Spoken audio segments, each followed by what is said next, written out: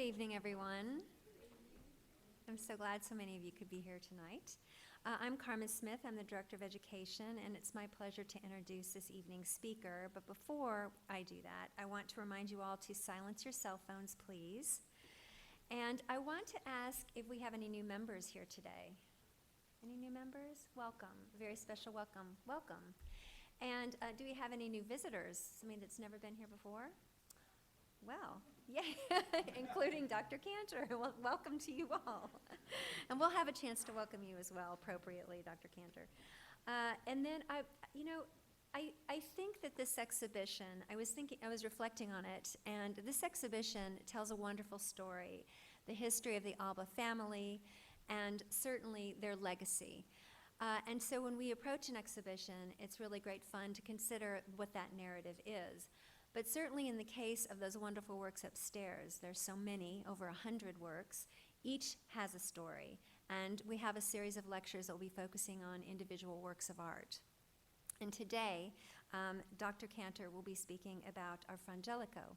Is there anyone that has not yet seen the work? A few of you are admitting to that? Okay. Well, you need to go up after this lecture, because you'll have all sorts of wonderful stuff in your head and ways to think about and approach the work of art.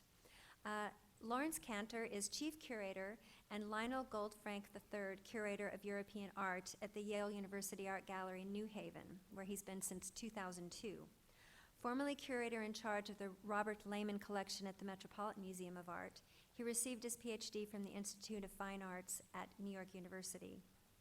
Dr. Kanter has organized major exhibitions on subjects ranging from Italian Maiolica to monographic shows of the 19th century English pre-Raphaelite artist Sir Edward Coley Burne-Jones and the 20th century Italian master Giorgio Morandi. Welcome. A leading scholar in 14th through 16th century Italian painting, Dr. Kanter has published widely on the subject. He's the author of the 1994 Catalog of Italian Paintings in the Museum of Fine Arts in Boston and co-author of a book featuring artist Luca Signorelli. Since 1988, he's also authored numerous exhibition catalogs, including most recently Angelico for a 2005 exhibition at the Metropolitan, Italian paintings from the Richard L. Fagan collection, which accompanied the 2010 exhibition at the Yale University Art Gallery. This evening, as I mentioned, Dr. Kanter will speak to us about Angelico and the Alba Madonna on view upstairs. Please join me in welcoming Laurence Kanter.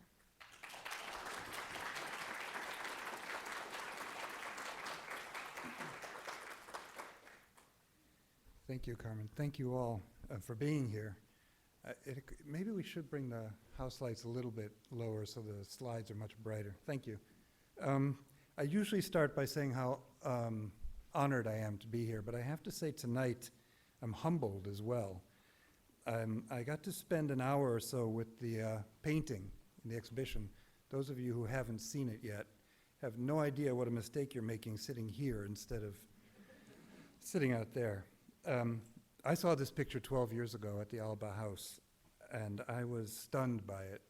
Fortunately, there's soft sofas in the room I could sink onto, but not half as stunned as I was to see it here.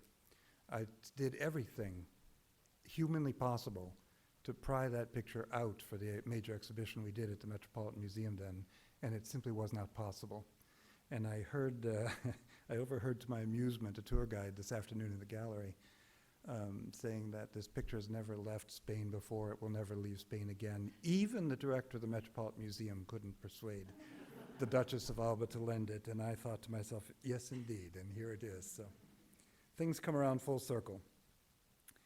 I will be speaking about a lot of things that I assume everyone already knows about, but since of course I always talk about things that hardly anyone's ever heard about before, feel free to ask questions afterwards. I promise I'll do my best to answer them coherently. How do we start? For many hundreds of years, the primary source of knowledge about the works of the great Italian Renaissance masters was the sweeping lives of the most excellent painters, sculptors, and architects by Giorgio Vasari, first published in 1550 and then again in a much amplified or embroidered second edition in 1568.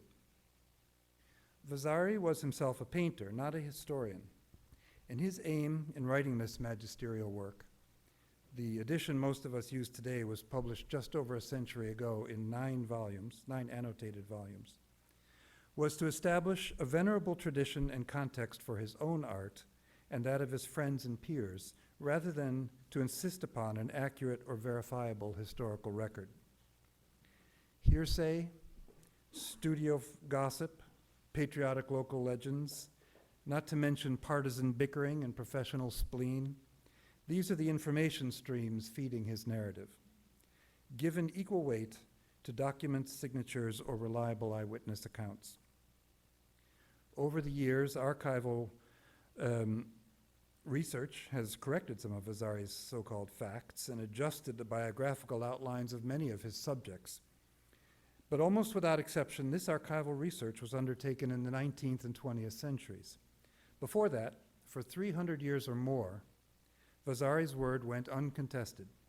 And it had, in other words, been considered unimpeachable roughly twice as long as it has been recognized to be fallible.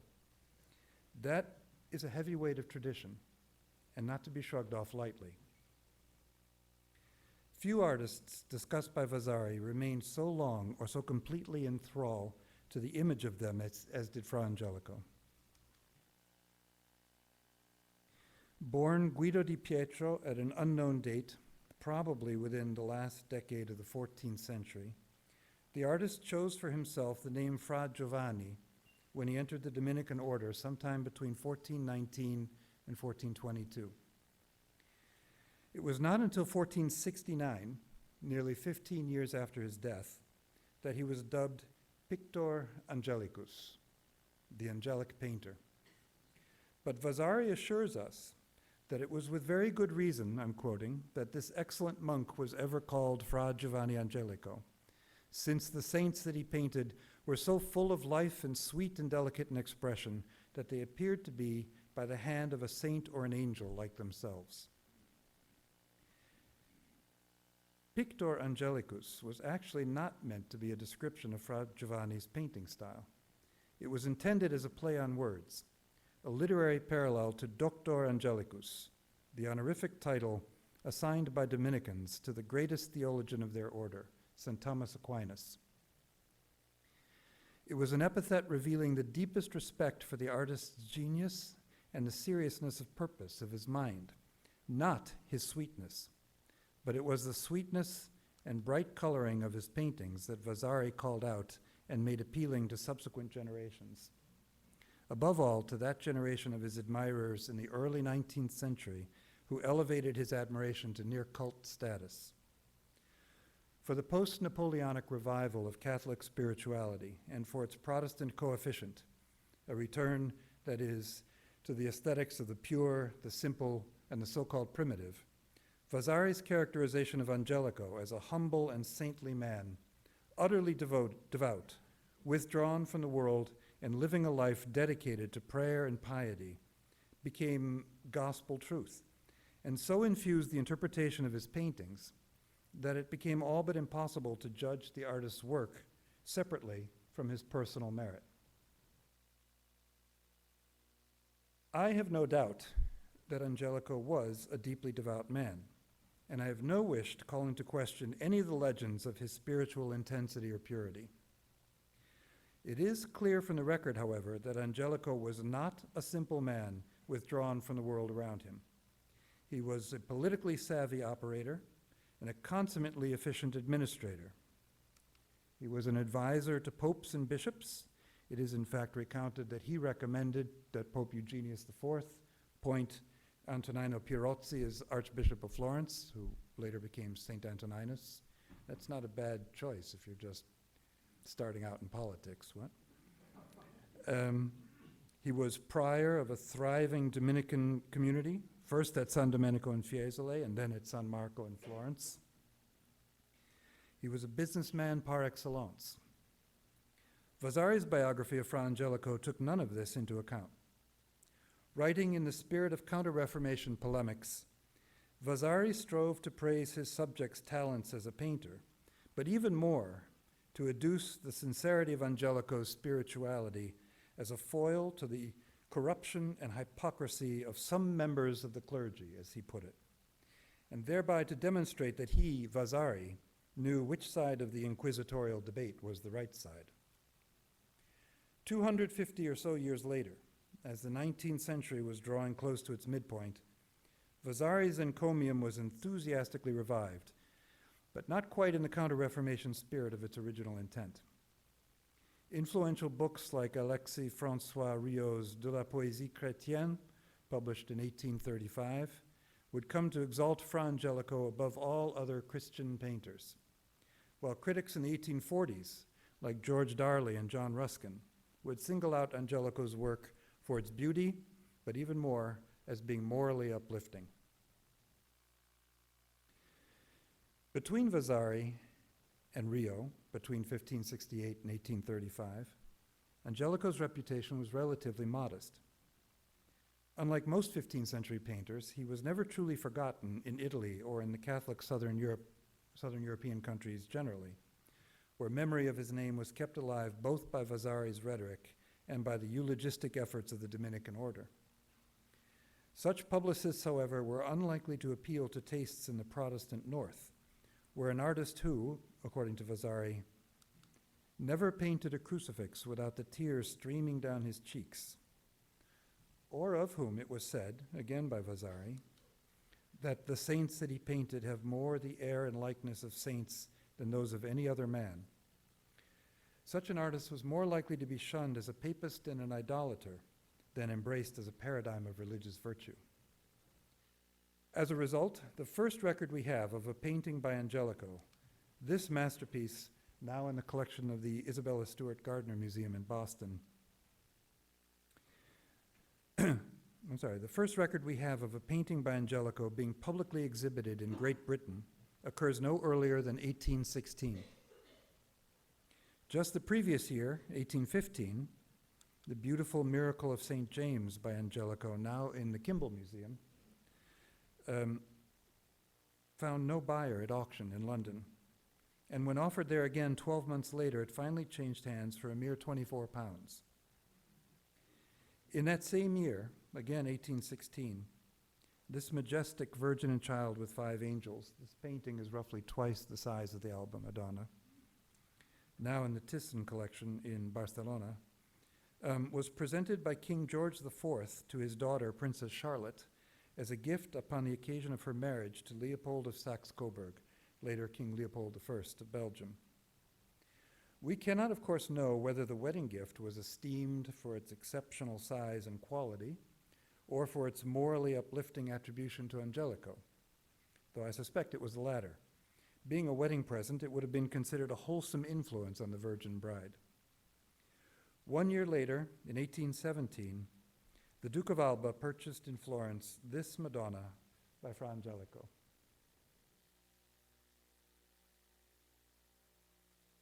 One of the greatest paintings that would ever be associated with his illustrious family, excepting perhaps only the greater Madonna by Raphael that had been sold by the Casa Alba 15 years earlier, and is now admired as one of the greatest treasures at the National Gallery of Art in Washington.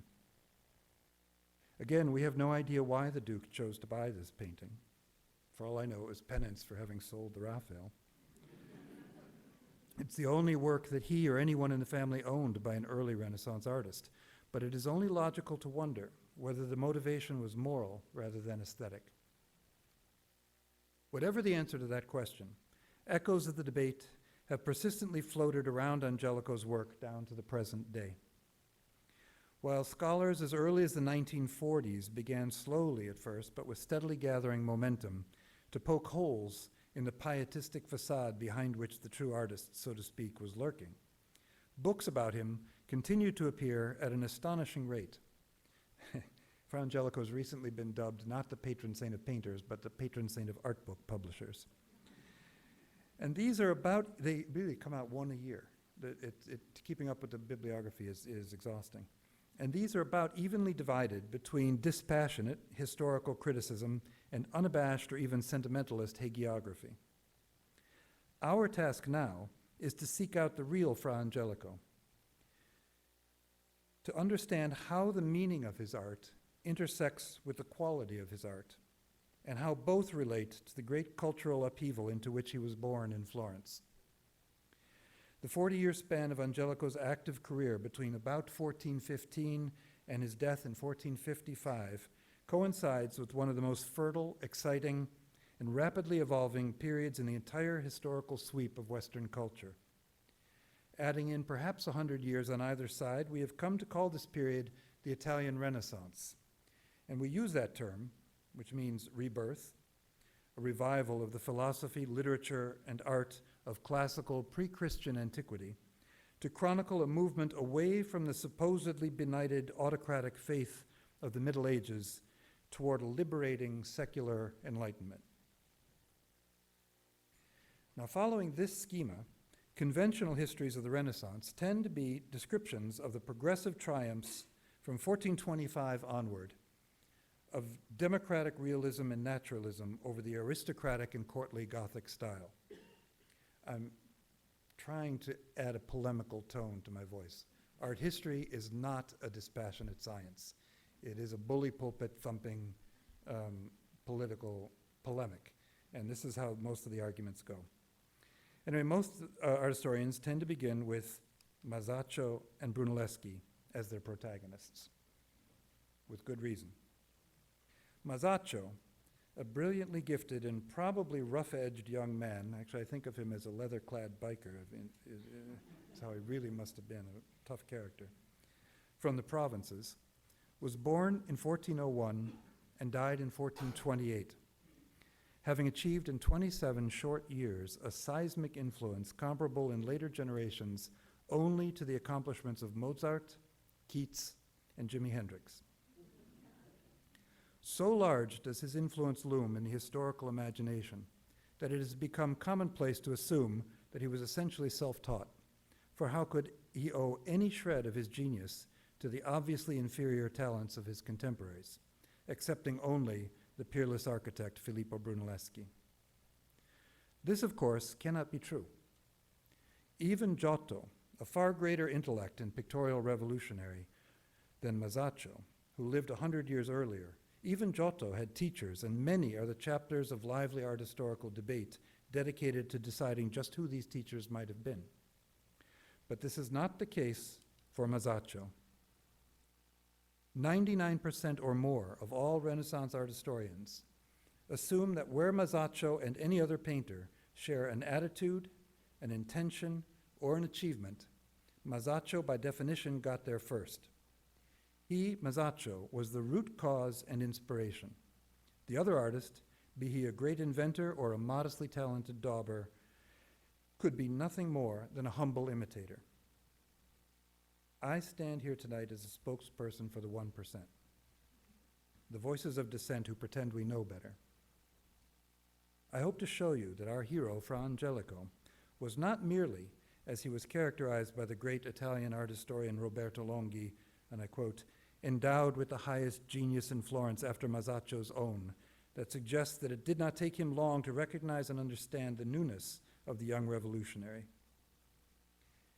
It is my contention that Angelico gave as good as he got, and that as true as Longhi's formula may be, it would be no less true if it were inverted. Endowed with the highest genius in Florence after Angelico's own, it did not take Masaccio long to recognize and understand the newness of the young revolutionary. In 1940, when Roberto Longhi wrote the groundbreaking article in which these words appeared, an article that still forms the basis for all study of the early Renaissance to this day, the historical facts at his disposal were fewer and less nuanced than those available to us today.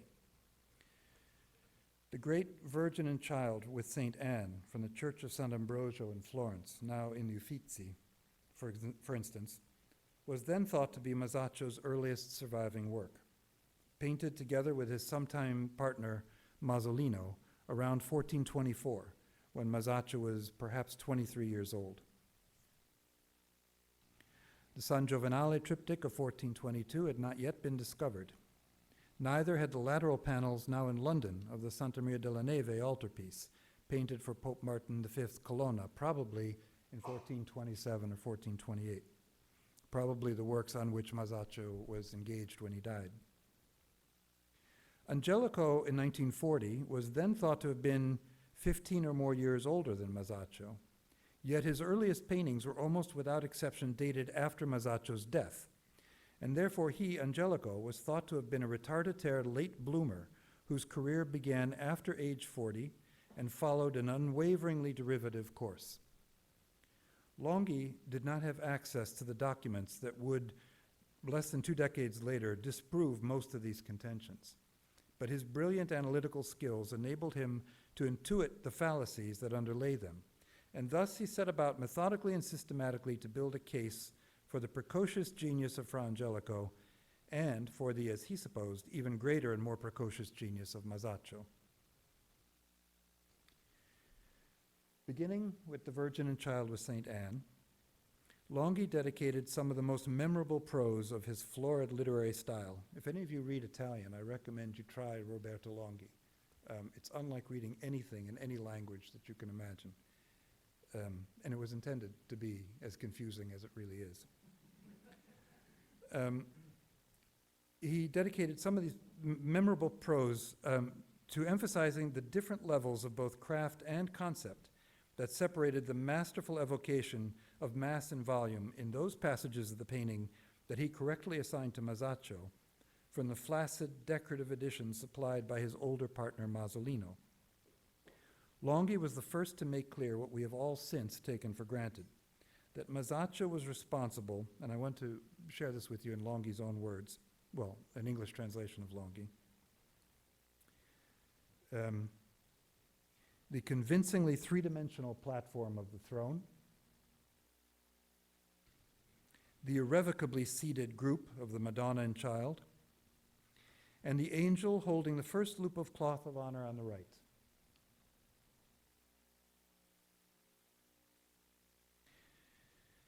Who is as round and geometrically precise as any work of sculpture. All the rest, he noted, is by Masolino. The St. Anne, hoisted somehow or other against the invisible back of a throne, with a honey-sweet hand so gentle it interferes with the foreshortening.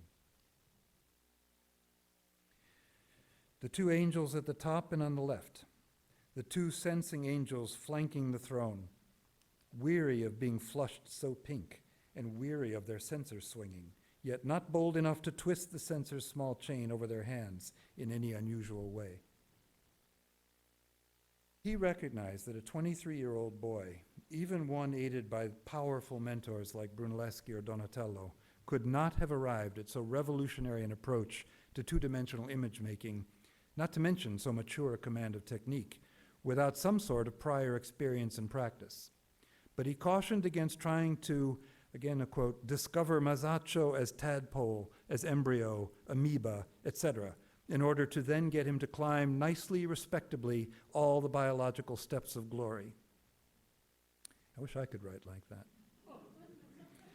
Instead, he proposed that if we could only discover, quote, some Florentine painting from the end of the second decade in which the light models rather than modulates, a hand grasps rather than strokes, a belt clasps rather than adorns, a color permeates an object rather than coats its surface, that would be sure evidence that Masaccio has already passed this way. Longhi then proceeded, in 2 pages of breathtaking self-assurance and perspicacity, to attribute to Fra Angelico, he needed Fra Angelico as a stage prop, a dozen or so previously anonymous paintings, date them accurately on the basis of nothing more than internal visual evidence to the years between 1418 and 1423, and argue forcefully, if not altogether persuasively, that the only possible way to explain this amazing phenomenon was to imagine a body of lost works by Masaccio that must, had they survived, have allowed us to chronicle his remarkable appearance on the artistic scene as far back as 1418, and to chart his majestic development from that point to the works of 1424 and later that we have known all along. The fly in this elegantly worded ointment appeared only 2 decades later with the fortuitous discovery of a nearly intact altarpiece dated 1422, the so-called San Giovanale altarpiece, at Cascia di Regello in the fairly remote Florentine provinces. Its discoverer, Luciano Berti, did not hesitate to recognize it as a youthful work by Masaccio, a claim immediately rejected by the acolytes of Roberto Longhi, who recalled the words of their revered mentor, warning against the marvelous hope of being able one day to rediscover incunabula of the Masaccio of those years of immaturity. The two parties crossed swords, and the debate raged on for nearly 4 decades, though today I believe that acceptance of the San Giovanale altarpiece as the earliest known work by Masaccio is all but universal. And it is, by the way, correct. Take my word for it. The difficulty, of course, is that the San Giovanale triptych, which reveals a young painter of strong but relatively crude, or maybe we should better say raw, talents, is dated only 2 years earlier than the putative date of the Virgin and Child with St. Anne, not 5 years or even 6 years earlier. The implication, of course, is either that Masaccio became almost overnight, sometime between New Year's Day 1423 and New Year's Day 1424, the genius at whose feet we all worship, or else that the majestically paced development we all assumed must be lost to us actually never existed, or it occurred later, and that this painting, The Virgin and Child with St. Anne, is not a precocious masterpiece that we've always assumed it is. Either way, if Longhi was correct in dating Fra Angelico's beginnings to as early as 1420 or before, he could not have been at that time inspired by Masaccio. Was Longhi correct? Well, of course he was. If anything, he may have been too cautious by half a decade, for the first glimmers of Angelico's genius to capture our attention actually appear around the years 1413 or 1414. Longhi could not have pushed himself that far, since Masaccio was only 12 years old in 1413, and no one would have accepted arguments for his pervasive influence as a pre-adolescent. Nevertheless, it is at this moment that we first become aware that a brilliant new star has arrived on the Florentine artistic scene, one with a pictorial imagination unlike anything that had appeared before this date, a star whom I believe to be Fra Angelico. The scene of the crime is a predella, the long plank of wood painted with narrative footnotes appearing beneath major altarpieces. In this case, the high altarpiece of the seat of the Camaldolese order, Santa Maria degli Angeli, one of the intellectual and political power centers of the Florentine Republic. The altarpiece in question, which is now in Uffizi, was the largest, most elaborate, and by a considerable margin most ostentatiously expensive commissioned in Florence in the young century. And the artist was Lorenzo Monaco, himself a Camaldolese monk, but also the most accomplished painter then active in Florence, and in whose workshop the young Fra Angelico must have received at least some part of his training. I wonder if any of you have seen this picture. It's bigger than the wall that this is projected on. It's building size. 6 narrative scenes surrounded by elaborate embossed gilt and gilt decoration appear in the predella to the Santa Maria degli Angeli altarpiece. The 2 center scenes portray the Nativity and the Adoration of the Magi. 2 scenes to the left of these, and 2 more to the right, recount episodes from the legend of St. Benedict. It has not often been noticed that 2 different artists are responsible for this suite of images. The left-hand scenes, the 3 on the left, follow all the conventions that Lorenzo Monaco displays in similar works from other points in his career. The Nativity, for instance, this is from the predella to the altarpiece. This is a painting now at the Metropolitan Museum in the Robert Lehman collection. The Nativity, for instance, is organized with the same decorative urge, calligraphic elegance, and compositional wit as other examples of the same subject by Lorenzo Monaco. While the death of Saint Benedict displays his typical disregard for the rules of perspectival rendering or architectural accuracy in the interests of good emotional storytelling. Notice how the figures clustered around Saint Benedict's bier grow larger rather than smaller as they move further back from the picture plane. No doubt so that they can get a better view of the proceedings over the heads of the monks in front of them. Rick, that's a trick we should adopt for exhibitions of French Impressionist pictures, don't you think? And the relationship of one architectural surface to another is impossible to determine. This wall, for example, is this working now? Yes, this wall, for example, should be exactly parallel to this one, but here it's only a hand's width wide. This is a full bay wide, and the figures just don't line up in any way with any of these features. Windows, doorways, corbels, moldings, they're all drawn freehand and are meant to be approximate and suggestive rather than convincing. The three openings in the rear wall, and I'm going to ask you from this point forward to pay attention to small details. They're like fingerprints in a crime scene. They're very telling. The three openings in the rear wall are actually drawn from two different viewing points. The right opening is viewed from the left, and the center opening is centralized. But the left opening is also inappropriately viewed from the left. Now compare these delightful, naive solecisms to this painting, showing the funeral of St. Proculus from the predella of another Lorenzo Monaco altarpiece of the same year, 1414. The slide is not dirty, the picture is dirty. It's almost invisible. Here, every architectural detail is meticulously ruled and properly foreshortened. Columns support trabeation with properly rendered impost blocks. A device that, aside from its surprising realism, also implies a certain engineering sophistication. And the openings cut in the rear wall reveal a plausibly accurate view onto a cloister arcade.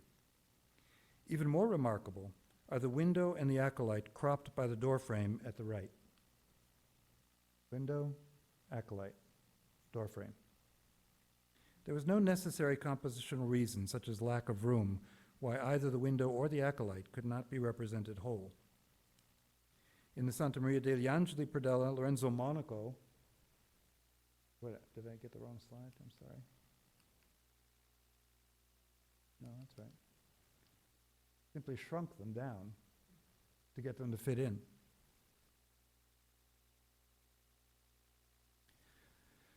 The decision to crop them, therefore, can only have been purposive.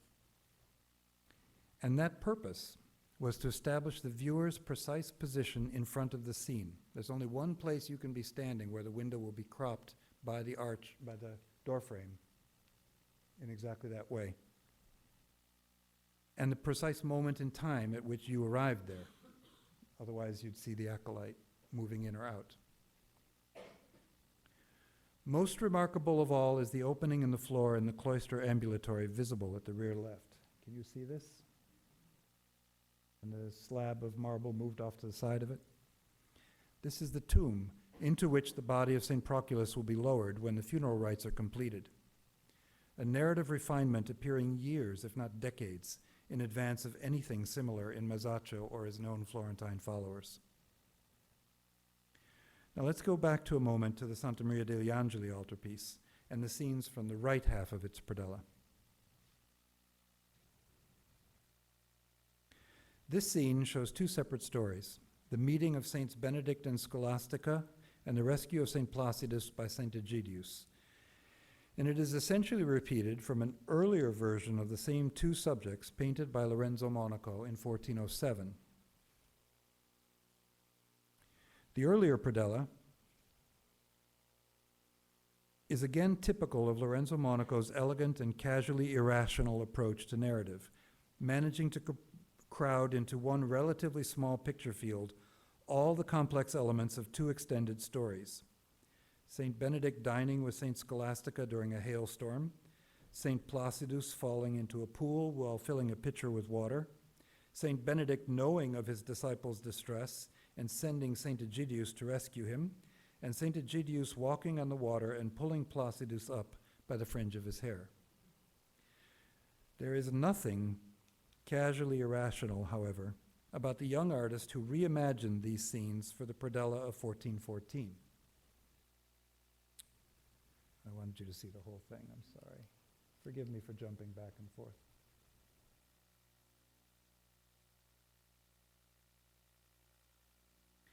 Rather than place St. Benedict in front of a chapel, which is somehow to be found outside a church with a desk floating mysteriously above his lap, he painted a real monastic cell isolated in the wilderness, inside which Benedict is firmly and comfortably seated. But placing Benedict inside a real building while still needing to paint a highlight on his left shoulder created a logical problem. So the artist cleverly added a small window. Otherwise you couldn't get a highlight here. Painted a small window cropped by the rocky landscape and with what I guess to be an awning or a buttress above it to admit the necessary light. You would be amazed at how revolutionary in 1414 was so easily overlooked and apparently simple a pictorial device. In the same way that the hailstorm that accompanied St. Benedict's meeting with St. Scholastica is depicted as a cascade of real hail emerging from thick dark clouds and bouncing off roof tiles, rather than simply as a spray of white dots. Most astonishing of all to my mind is this painter's solution to the difficulty of justifying the only access to a church opening directly onto a lake, as it does in the model by Lorenzo Monaco. You can't possibly get into this building. Not only did he add a second doorway with a step, so you could get in and out, but he bothered to wonder why. What's my next slide? Oh, that's it. There's the original, and here's the reprise. He bothered to wonder why a monastery should have been built so close to a lake to begin with. For Lorenzo Monaco, this had simply been a convenient device, enabling him to squeeze two essentially unrelated scenes close together. But for his young disciple, every pictorial convenience needed to be rationalized. A lake, of course, is needed to provide fish for the brethren to eat on Fridays and during Lent. Major monasteries, not fortunately endowed by nature, build a large fish pond somewhere on their grounds. Knowing this, our artist painted a fishing net tied to an iron ring fixed to the monastery's outer wall. Needless to say, no such detail occurs in any of the written versions of St. Benedict's life, nor is it to be found in any other known painted version of the scene. Details such as these represent a revolution in visual thinking, the birth of realist painting. It is not even remotely plausible that this revolution could be ascribed to the 12 or 13-year-old Masaccio. Someone did get there before him. And as I said, I believe this someone can only have been Fra Angelico.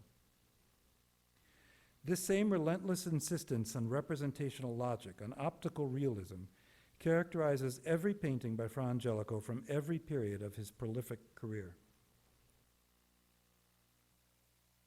In this exotically beautiful youthful work in Rotterdam, whose attribution and dating around 1418 was first recognized by Roberto Longhi, despite its having been heavily and clumsily overpainted at the time.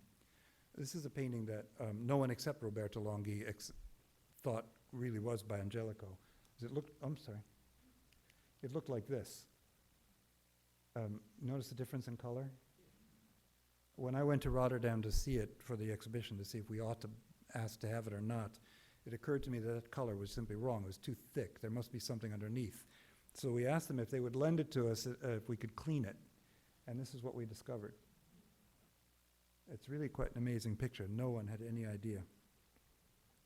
But if you look closely at the picture, you'll notice that one arm of the Virgin's throne is longer than the other, and the pattern decorating the cloth of gold covering it is denser on the short side than it is on the long side. Do you see that? This is my chance to be a teacher and ask the class if they get it. This is shorter than this, and this is there's more red here, more gold here. This is just much sparser pattern and denser pattern. Was this a miscalculation and clumsy adjustment? No. It is an optical device indicating that the left arm is more steeply foreshortened than the right arm, placing you, the viewer, off-center to the left, and explaining why the angel at the left is seen in full profile and the angel at the right in 3/4 profile.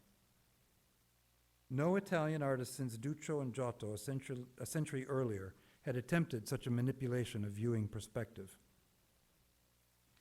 In these tiny Annunciation panels of approximately the same date, or even slightly earlier, discovered in a Russian private collection a little more than 10 years ago, the angel's wings curl forward in space, every feather carefully delineated. The Virgin's stool is foreshortened accurately, its feet placed firmly on the ground outside her bedroom door.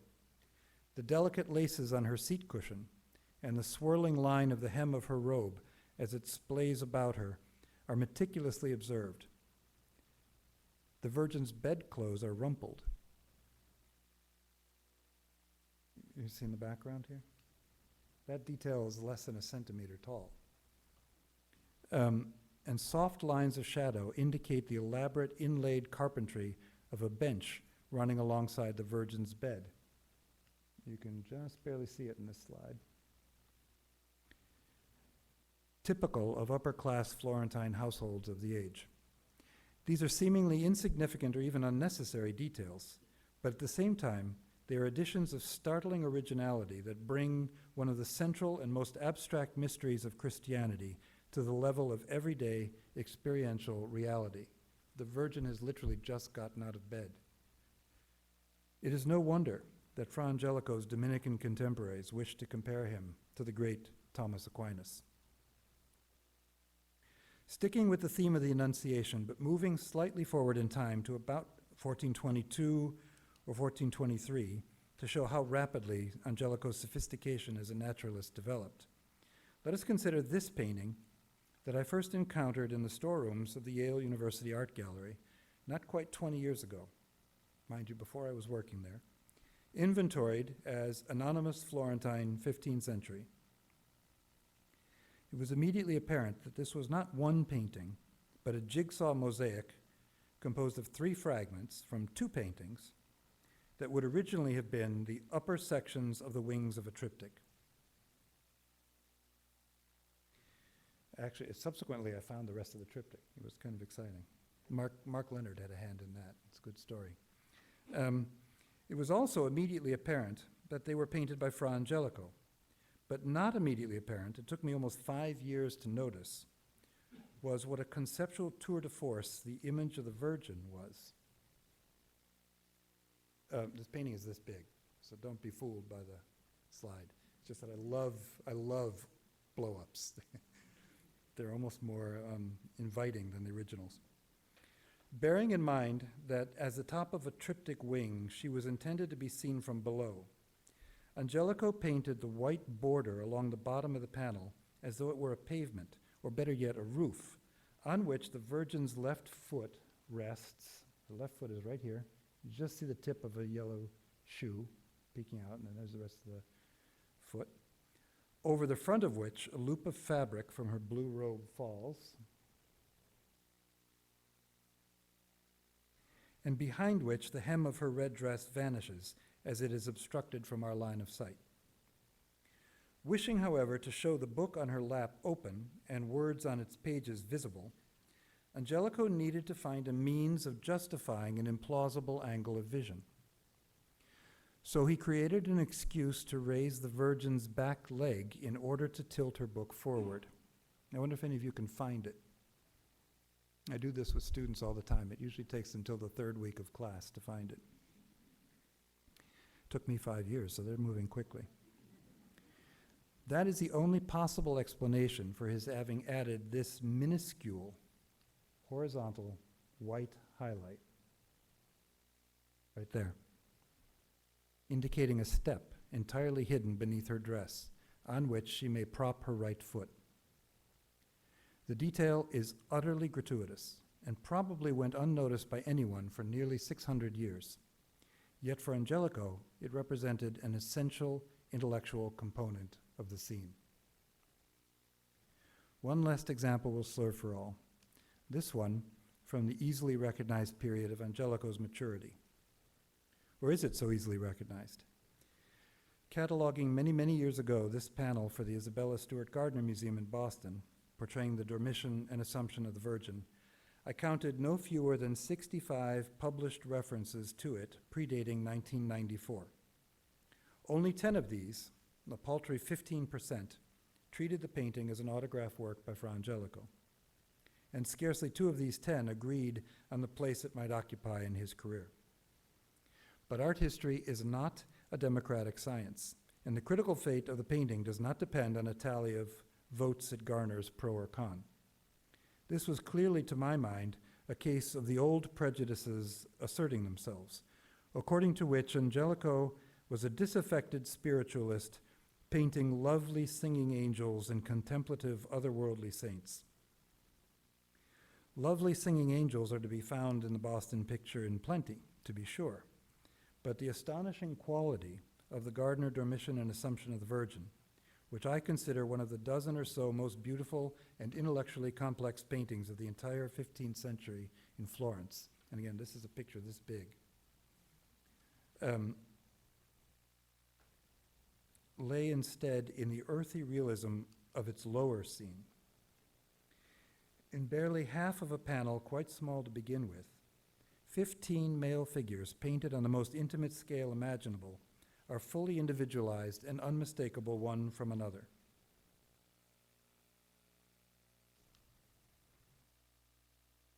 The Virgin's bier with its cloth of gold coverlet is patiently engraved and modeled in translucent glazes to indicate the pull of a heavy fabric draped over the carrier poles and lightly depressed by the ethereal but nonetheless human weight of the Virgin's body. That's all executed in gold leaf, just flat metal sheet, scratched and engraved and glazed to create that effect. A truly breathtaking technical feat. 3 of the apostles, their feet spread and planted firmly on the ground to brace themselves, bend to lift that bier with its divine burden. One of the 3 points across to the unmanned 4th pole. Oops, wrong button.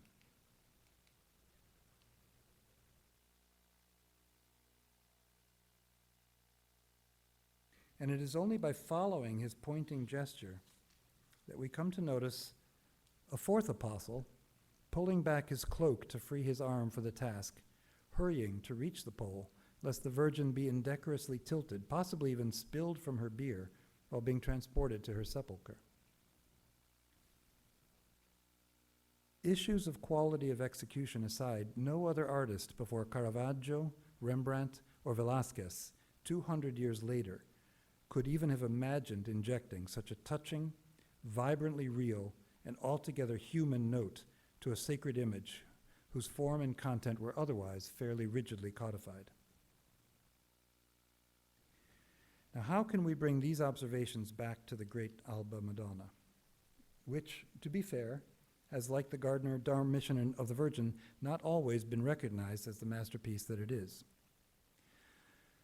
As I said, when I first saw this painting hanging above a sofa in the Duchess of Alba's drawing room, I was lost in admiration for the purity and depth of its color, the poetic simplicity of its symmetrical composition, and the dazzling effects of modeling that the artist achieved through delicate and fugitive layers of thin oil glazes covering the tempera and gold surfaces. The deep folds of the Virgin's blue robe seemed no less solid and tactile than did the shallow ripples in the cloth of honor pulled taut behind her by the 2 choir boy angels with their unforgettable green and red wings and their green silk tunics embroidered with gold patterns worthy of an illustration to the 1001 Arabian Nights. If we have a chance in the galleries, you will also notice that there are 2 different types of gilding here. This is flat gold leaf. This is all flat gold leaf, engraved and glazed to simulate cloth.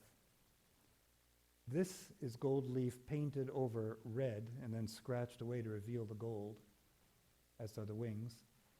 But the draperies are paint, then painted with glue and gold applied to that and pulled away so that only the gold on top of the glue remains. So the decorations on the draperies actually bulge forward, but are not reflective because they can't be burnished. And the gold leaf everywhere else is underneath all the layers, but being burnished and polished reflects light, so it's brighter and more metallic. Imagine seeing this by candlelight, with the flame of the candle flickering, a very warm light to begin with. That the cloth would have looked like it was rippling as the angels held it.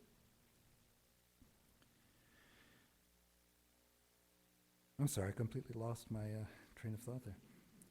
The light waving edge of the softest of white veils that covers the Virgin's head provided a nervous and exciting counterpoint to the long, slow rhythms of the heavy cloth of gold, with its fringed and decoratively embroidered hem falling along the sides of the panel.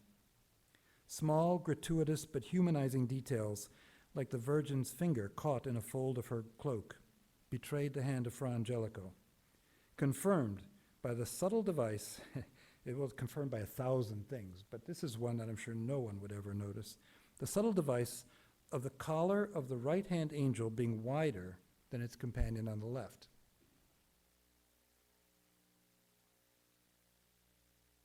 Anyone want to guess why? I've already told you the answer.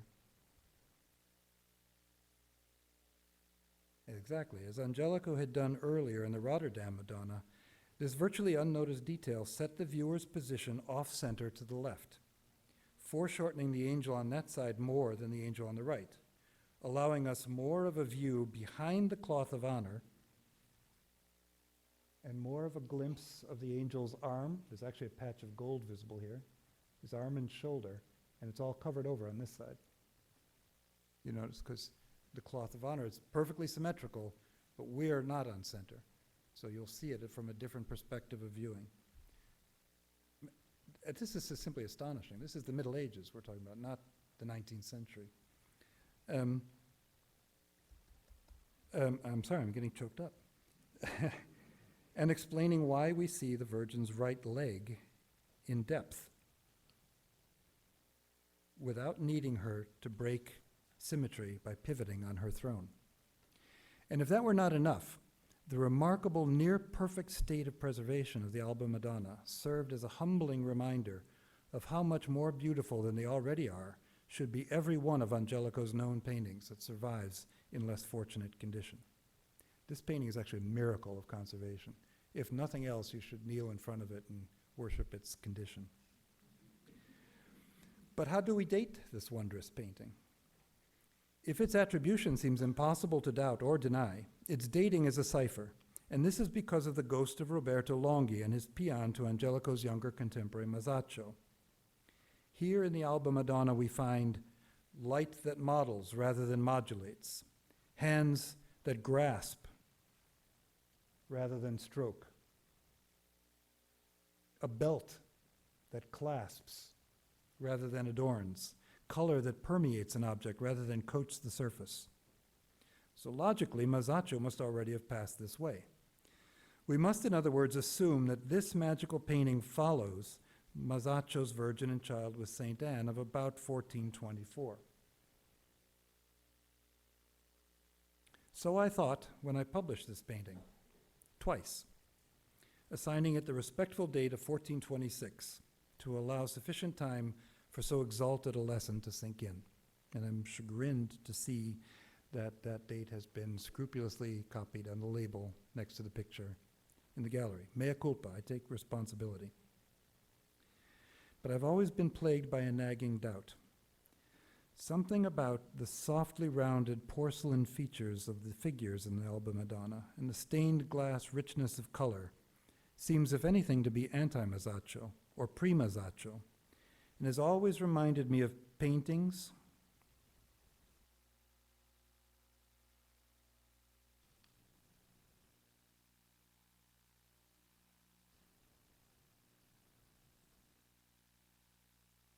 manuscript illuminations that I am uncomfortable dating any later than 1423 or 1424.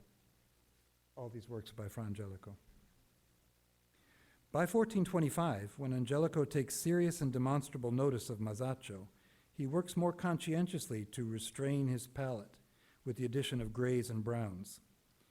He makes his figures gaunter and less childlike, at first almost imperceptibly, but with rapidly accelerating maturity. It is not that he needed Masaccio to teach him the value of pictorial realism and spatial illusion. He had mastered that already, when presumably Masaccio was still playing stickball with his mates in the schoolyard, but rather that he grafted onto his own well-defined interests in naturalism a few of the impressive compositional tricks and sculptural effects that Masaccio used to dazzle his contemporaries and to dazzle art historians down to the present day. When I borrowed this little-known masterpiece for our Fra Angelico exhibition at the Metropolitan Museum 10 years ago, this is a picture, again, twice the size of the Alba Madonna, I had the temerity to write in the catalog what I believed about it, that it must be an early work by Fra Angelico painted no later than 1423, if even that late, and that it demonstrates conclusively that the artist's relationship to Masaccio was far more complicated than a simple linear formula of influence and imitation could possibly describe. I was taken roundly to task by friends and colleagues, faithful adherents to the Longhi doctrine, and in what now seems to me a compromise born of equal parts diplomacy, expediency, and cowardice, I wrote a label for it in the gallery that assigned it a date of 1425 or 1426, to allow Masaccio time to have invented his composition for the Pisa altarpiece as a labor of unblemished originality. I wish now publicly to recant my weakness.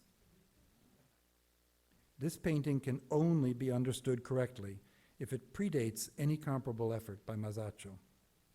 It is an emblem of Angelico's precocious genius and of his very different approach to the same ends that would soon captivate the younger master. It may be telling that while I was explaining my vacillation to a colleague from the Opificio delle Pietre Dure in Florence, who had recently completed an exhaustive technical study of Masaccio's paintings, she remarked that one aspect of Masaccio's technique that she and her team had never been able to explain was his unusual habit of drawing in red rather than black. Such habits of technique are almost never invented out of whole cloth. They are handed down from teacher to pupil. But of course, we have no idea who Masaccio's teacher was. Much to her surprise, she noticed that Angelico's Madonna also employed a drawing in red, not black.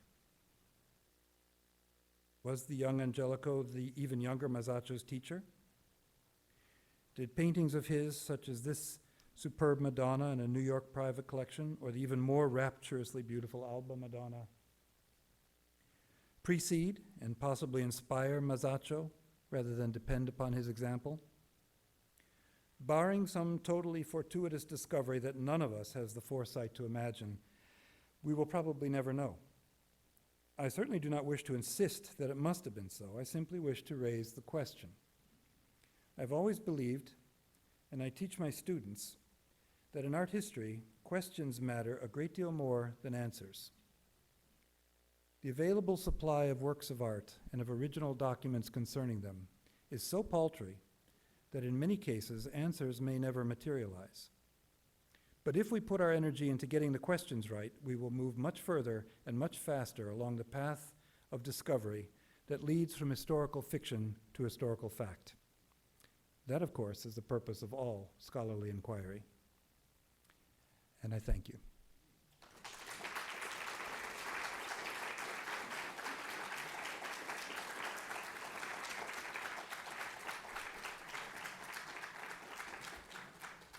I did promise I would take questions, and if anyone has one, I will live up to my promise. Yes?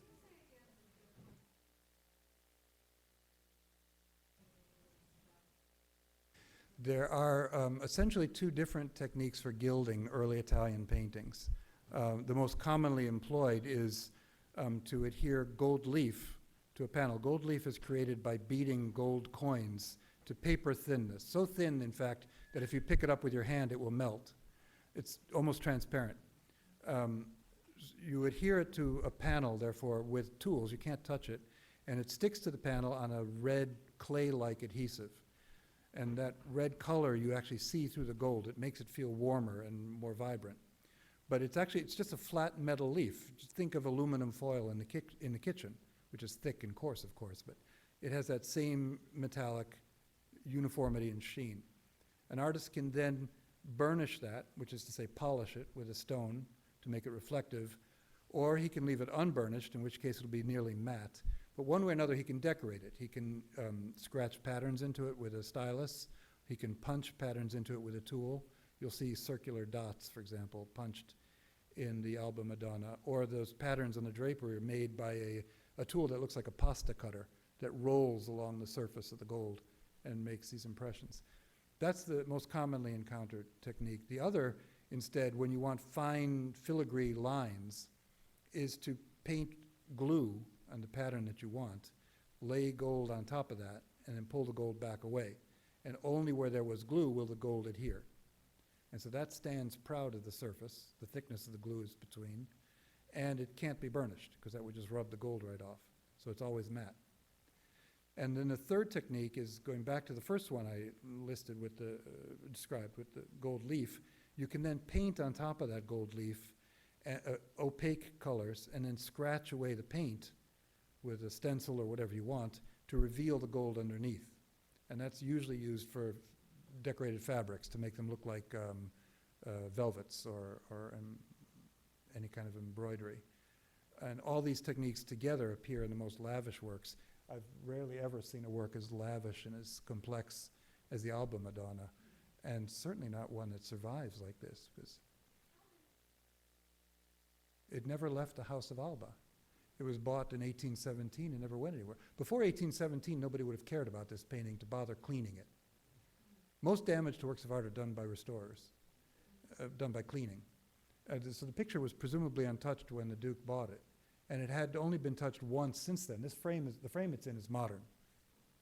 It's a 19th or probably early 20th century frame. And I presume it was probably cleaned at that time. It was cleaned lightly just before I saw it, but very respectfully. And those oil glazes on top of the gold, they don't survive in other pictures, because the first time you rub the picture, they come away. They're just thin layers of varnish with pigment added to them. They're absolutely original. We're always taught that the Italians painted in tempera and the Flemings in oil. It's only because the oil has all disappeared from Italian paintings. Italian artists were using oil paints from the beginning, but it only survives on that tiny handful of pictures. Yes? No. None of them were signed. I've only found one signature for Angelico in all of his known works. There are some that are documented, for which we have receipts of payment or commission, whatever it may be. There are some that it's mostly intuitive and deductive. No. In fact, if you were to find a signed work by a Renaissance artist, I would suggest 98% chance it's a fake. Not by that artist, but probably modern. So the artists were craftsmen. They weren't working because people wanted works of genius. They were working because somebody wanted a painting. They're like house painters. And signing would have been an act of hubris, simply unacceptable at the period. The one signature of Angelico's I found is very interesting. It's in a panel that's actually now at the Metropolitan Museum, which was the very top of an altarpiece, probably 3 meters off the ground when it was installed. And the signature is this big. In other words, totally invisible. No one could possibly have seen it. And it occurs to me that it was put there because only one person could possibly have seen it, the person to whom the altarpiece was dedicated. The artist put his signature there as his own act of pious contribution, but not for us. And in fact, having published it as his signature, I got more grief than glory. Most people just didn't agree with it. They couldn't accept it as a signature. So you can't rely on signatures for any value.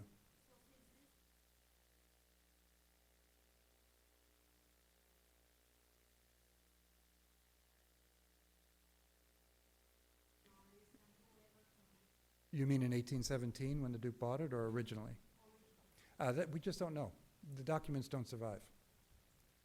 Most of them were simply destroyed, or if they did existed in the first place, they don't survive. If you're really lucky, you can work in the archives for a few years and find a document of commission, because there was so much money that changed hands in commissioning these pictures that sometimes you went to a notary to get the contract legalized and keep the artist bound to his commitments. They were so expensive, for example, to gild, and even more, just as expensive as the gilding was the color blue, which is ground from lapis lazuli, which was only mined in Afghanistan at this period.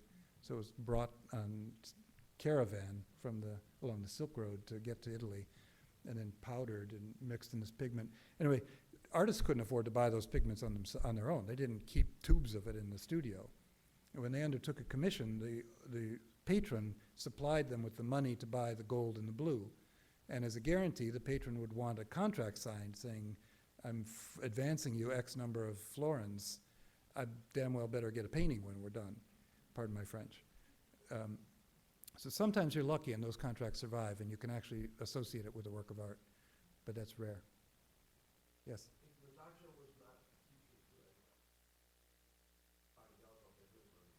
Well, that's very interesting.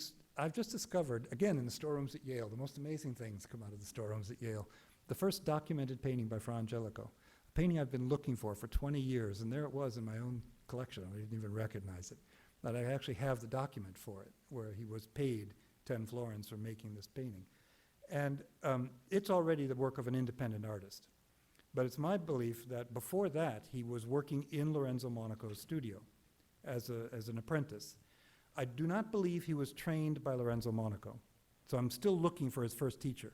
But one thing I'd like to ask you all to do when you actually go to look at the Alba Madonna, again, speaking of details that no one notices, is this white highlight right here. It'll look very different when you get up close to it than when you're standing back across the room. Because across the room, the slide does not convey the impression. It just looks like a beautiful pool of light on the Virgin's knee. When you come close, you'll see that it's actually a network of white lines, almost like Impressionist painting, because the tempera technique requires you to work in discrete strokes of color that dry almost instantly. You can't blend your colors on the panel. So to create the brighter white highlight here than anywhere else, Angelico crosshatched. He has white lines going in one direction, overlapped by white lines going another. That became a technique common to almost every artist after this, but I have never found a painting earlier than Angelico with crosshatching in it. And Lorenzo Monaco certainly never used crosshatching. So just like that drawing in red that I mentioned, the smoking gun will be when I find an earlier crosshatched painting. And I intend to find one, even if I have to make it myself. It will appear someday. But that will tell us who was his first teacher. All I know is that he earned his first few dollars as an apprentice in Lorenzo Monaco's studio. Anyone else? Yes?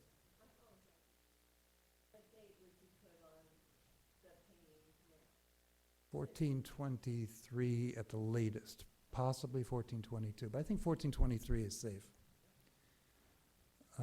That makes it pretty much the beginning of everything. That's close to the Big Bang. Oh, autograph, I'm sorry, that's just one of those words that art historians use carelessly and recklessly. It doesn't mean it's signed. It just means it's actually by the artist, by his own hand. Most artists had very large and productive workshops, and they had assistants, not just doing menial tasks like grinding colors or smoothing pieces of wood, but also sometimes painting. When we speak of an autograph painting, we mean it's actually by the artist we want it to be by. And in this, so if I use that word, I apologize. I shouldn't. It's just a bad habit, you know. Which Yes.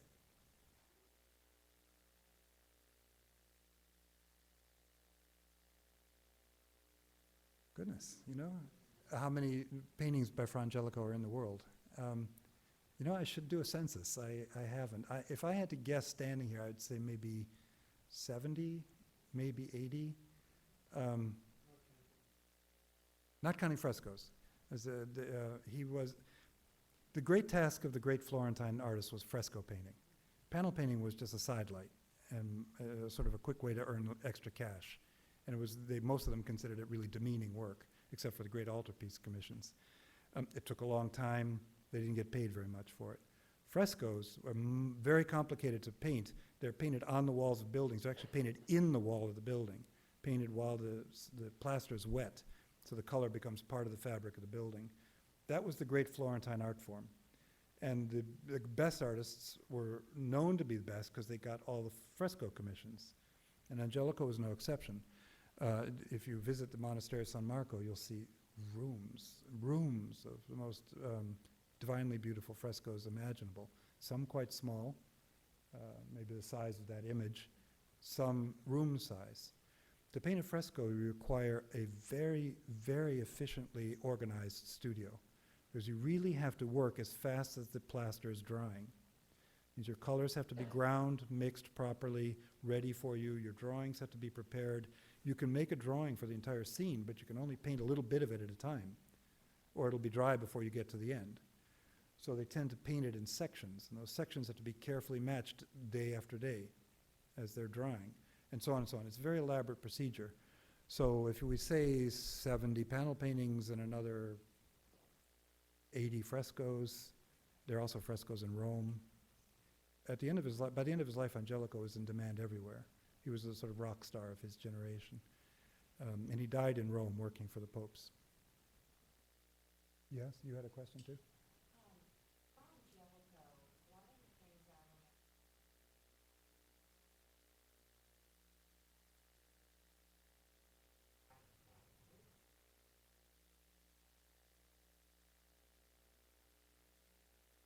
Well, Titian is known for his colors. Titian red is actually a name of a color.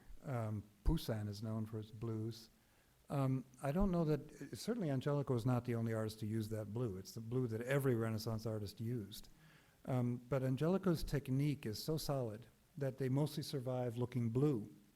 This same color in another painting will look black because of the way the pigment ages.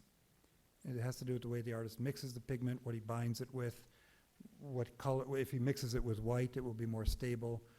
But if you look at great collections of early panel paintings, you see virgins mostly dressed in black. They weren't. They were dressed in bright blue, just this same color that today looks black. One of our jobs is to read back from what we see what originally the thing looked like. Did I see another hand? Yes? This one? It's in a private collection in New York. It doesn't have a name. The only Angelico painting that has a name is the Alba Madonna, because no one's ever seen it. It's always been in the Casa Alba. It's just never been anywhere. But this painting's in a private collection in New York. The wall it hangs on is wallpapered with panel paintings, and gold ground panel paintings. It's lost in a sort of a sea of other images. It's really a very dramatic and exciting picture, but you can almost not find it on the wall of the owner's apartment. A very modern apartment in New York City. He owns 3 works by Fra Angelico. There are about, what was I telling George? I think there are 10 or 11 Angelicos in private hands in New York City. There's one I know in San Francisco. There's one more in Europe. They're fairly rare, but none of them approach in quality or excitement the Alba Madonna. Yes? Oh, I wouldn't even go there. I wouldn't even go there. It has no value because it can't come up for sale, and if it did, there would be so many people who wanted it at all costs. It has no rational value. Those are a different matter because they don't have the condition of this painting. Some of them are bigger, some are smaller. But I'm still not going to go there. Sorry. Thank you all for your patience tonight.